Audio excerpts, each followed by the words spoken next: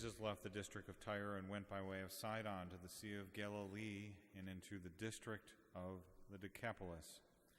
And people brought to him a deaf man who had a speech impediment and begged him to lay his hand on him. He took him off by himself away from the crowd. He put his finger into the man's ears and, spitting, touched his tongue. Then he looked up to heaven and groaned and said to him, Ephphatha, that is, be opened. And immediately the man's ears were opened, his speech impediment was removed, and he spoke plainly.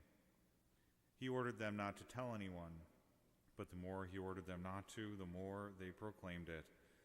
They were exceedingly astonished, and they said, He has done all things well. He makes the deaf hear, and the mute speak. The Gospel of the Lord.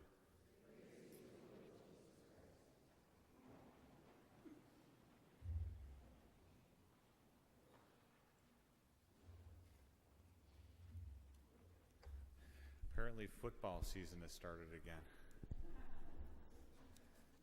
I'd love to see the diehards.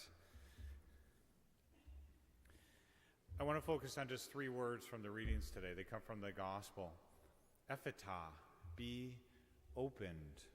There's so much wrapped up in those 3 words that were spoken in the Gospel today.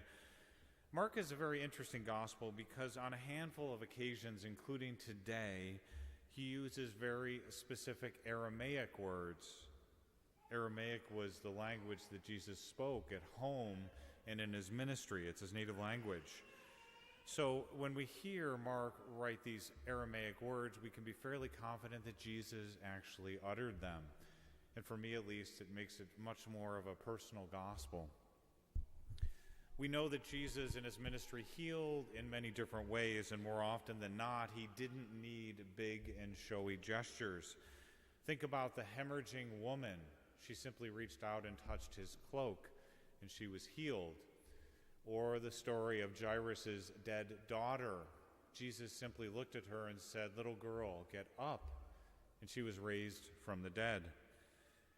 Today we hear very simple words, be opened. But it's accompanied by this huge effort. Jesus really gets in there with this one. He's reaching into this man's ears. He's spitting. He's touching his tongue. Very physical, very intimate descriptions here. The Gospel even says that he groaned, but the translators don't quite have that right. The Greek root word here comes from the word for constricted. So the word groaned here means it's the sound someone makes when their body is constricted in agony. Jesus is agonizing over this healing. Interesting, too, for the mothers out there, the same word in Greek is used also a lot in childbirth. So when we hear this word, we can get a sense, you mothers out there, for a sense of the utterances that Jesus is making. Anyways, we see Jesus uttering these words, exerting this energy and all this physical motion going on here. So why, we should ask, is this healing somehow different? Heck, he can overcome death with just a wave of his hand. What we're seeing in today's gospel is something incredibly profound. It's really not about eyes and ears. Jesus is healing this man's soul.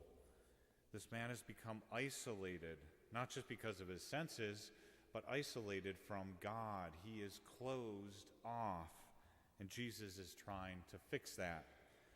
So there's this almost epic battle that's going on here. It's almost as if this human soul is fighting back, like it doesn't want to be fixed. It's taking Jesus, all that he has in him, to be open, to get this man opened again to hear his word. So Jesus, like he always does, rolls up his sleeves and dives into the messiness with all the agony and spit and touching that it requires to bring this man back, to open him again, to hear his word. Be opened.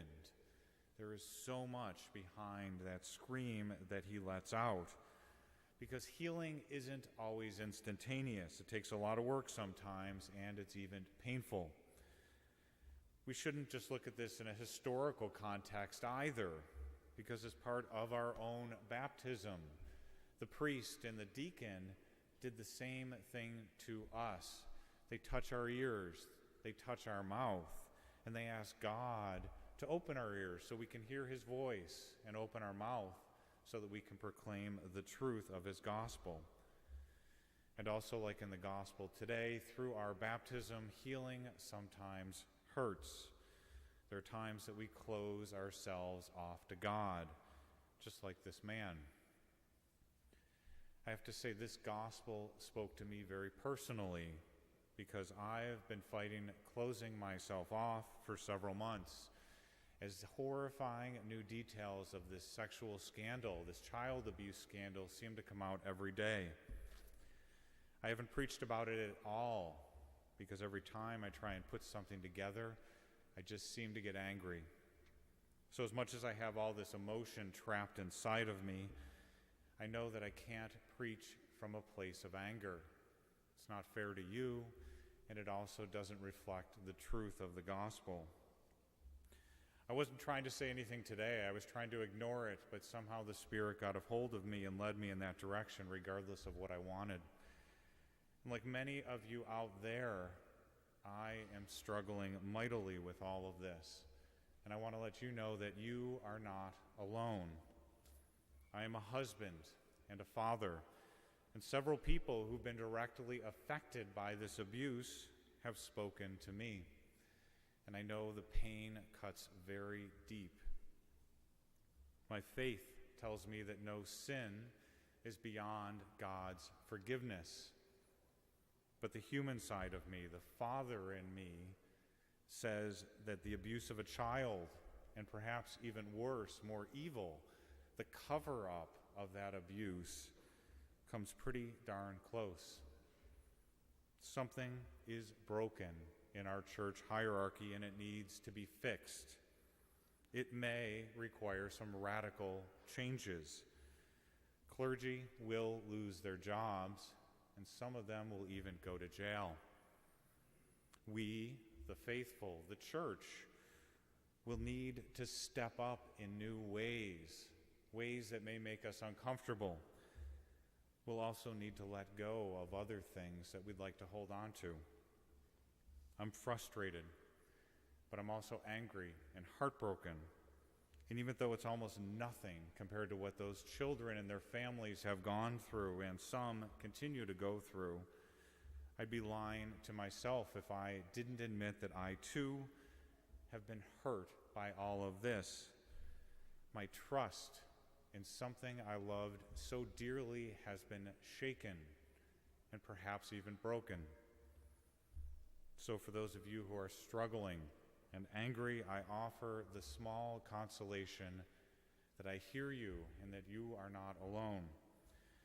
And I stand in my own commitment that we will do together whatever it takes to make sure that nothing like this ever happens to another child again. One final thought, if I may, to bring this back to the gospel. The words of this gospel have carried me through the last few months. And even on bad days, I can still hear God in my prayers speaking to me. Peter, be opened. I ask you to give him the same chance. Listen for the voice of God in your heart. Strain to hear him even in the noise of all the things that are happening. Let God come to you, and when the time is right, speak his truth. Allow the world to hear God through your voice. Be opened.